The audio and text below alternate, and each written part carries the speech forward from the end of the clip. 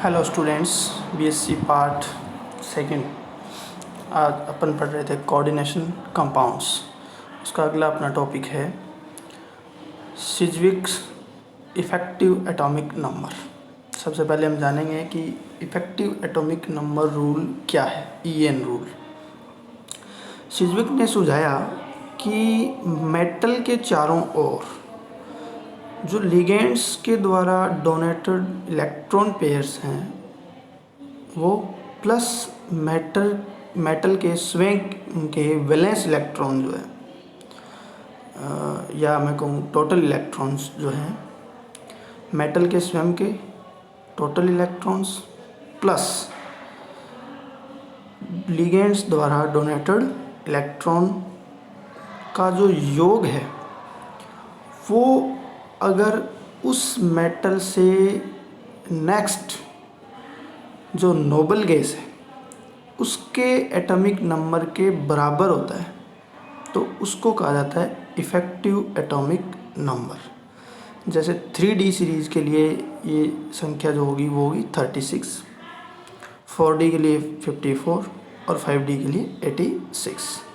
तो EN अगर ऐसा ये संख्या किसी मेटल कॉम्प्लेक्स द्वारा फॉलो की जाती है तो हम कहते हैं कि वो EN रूल फॉलो करता है। और EN रूल फॉलो करने वाले जो कॉम्प्लेक्सेज होते हैं वो स्टेबल माने जाते हैं। अब EN कैसे कैलकुलेट करते हैं, तो हम यहाँ एक फॉर्मूला लिख रहे हैं Z-X plus N into Y. तो यहाँ Z क्या है, atomic number of metal ion और मेटल एटम। X क्या है, oxidation state of central metal ion. N number of ligand है और Y number of electron donated by one ligand. देखिएगा, इसका एग्जांपल हम ले रहे हैं। जैसे palladium NH3 4 plus ion.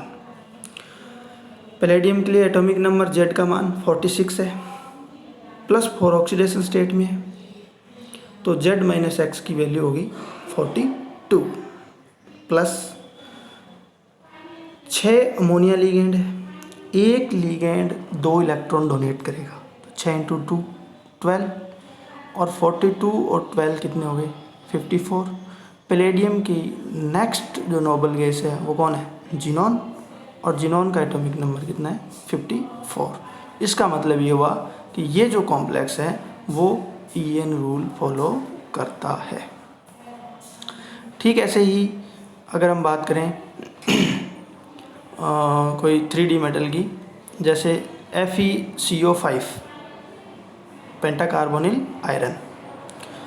Iron 26 zero oxidation state में है तो X का मान 0 हो गया तो 26 प्लस 5 इसके अंदर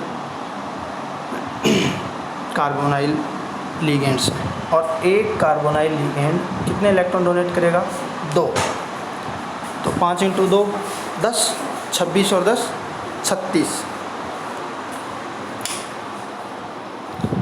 और आयरन के नेक्स्ट जो नोबल गैस है, इनर्ट गैस एटम है, वो कौन है, क्रिप्टॉन 36।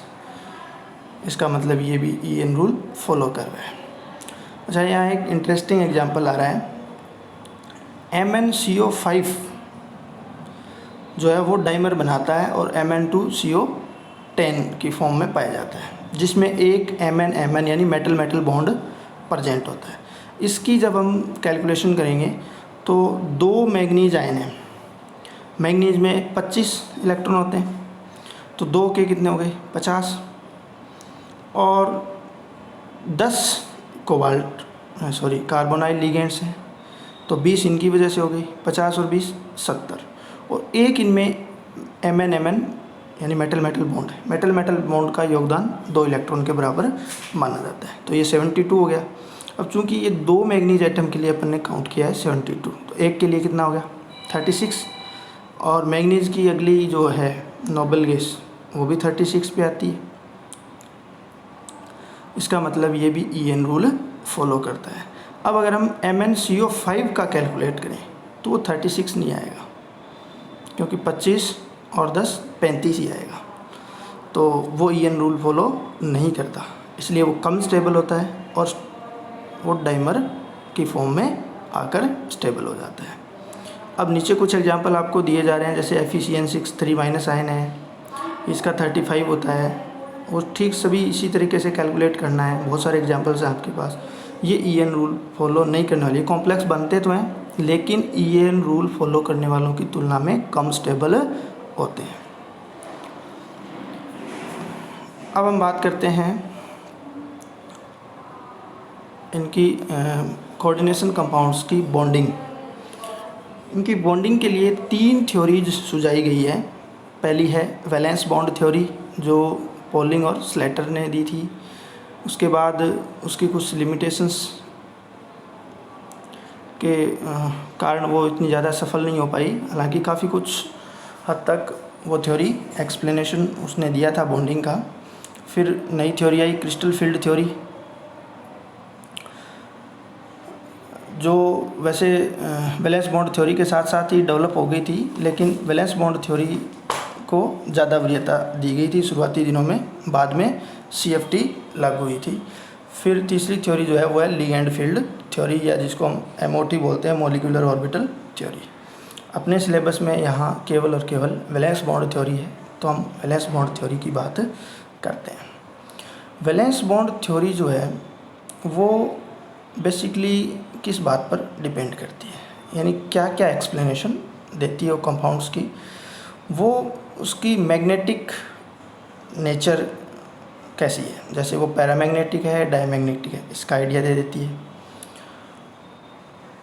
और साथ ही जो मेन प्रॉपर्टी है वो बॉन्डिंग को एक्सप्लेन करते हुए कॉम्प्लेक्स की ज्योमेट्री को डिफाइन करती है कि इस कॉम्प्लेक्स की किस प्रकार की ज्योमेट्री होगी। पॉलिंग ने दी थी। इसका मेन कैरेक्टरिस्टिक्स की अगर हम बात करें तो इसकी मेन थीम क्या है कि मेटल, सेंट्रल मेटल एटम या आयन जो है वो क्या करता है कि उसकी कोऑर्डिनेशन नंबर की संख्या के बराबर वैकेंट ऑर्बिटल्स अवेलेबल करवाता है, और वो वैकेंट ऑर्बिटल्स हाइब्रिडाइज्ड होकर उतनी ही संख्या में नए वैकेंट हाइब्रिडाइज्ड ऑर्बिटल बनते हैं, जो लिगेंड्स से इलेक्ट्रॉन पेयर एक्सेप्ट करके डेटिव बॉन्ड बनाते हैं। ये theory magnetic criteria of metal ligand bonding जो है उसको भी एक्सप्लेन करती है, यानी उनकी डायमैग्नेटिक और पैरामैग्नेटिक नेचर के बारे में बताती है। ये theory back bonding, stability of complex आदि के बारे में भी बताती है।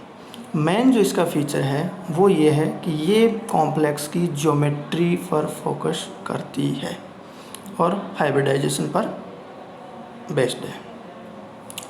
कुछ बेसिक हाइब्रिडाइजेशंस जो 3D मेटल्स में प्रेजेंट होते हैं वो कुछ इस प्रकार हैं, जैसे sp भी हो सकता है, sp2 हो सकता है।